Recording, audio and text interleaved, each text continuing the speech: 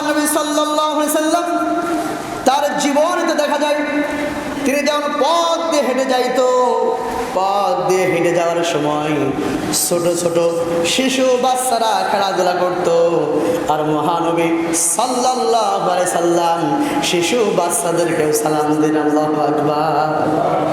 শিশু বাচ্চাদেরকে সালাম দিয়ে দিতেন। তার হৃদয়টা কতটা কোমল ছিল, তার হৃদয়টা কত সুন্দর ছিল যে শিশু বাচ্চারা খেলাধুলা করতেছে আর আল্লাহ নবী সাল্লাল্লাহু আলাইহি সাল্লাম তাদের কাছে গিয়ে তিনি সালাম দিয়ে দিতেন। আল্লাহ নবী সাল্লাল্লাহু আলাইহি সাল্লাম তিনি শিখাতেন কেমন করে মানুষদেরকে সালাম বিনিময় করতে হয়, রহমত বিতরণ করতে হয়, যেন শিশু বাচ্চাগুলা যখন বড় হবে তখন যেন একে অপরকে সালামের প্রচলন ঘটাতে পারে।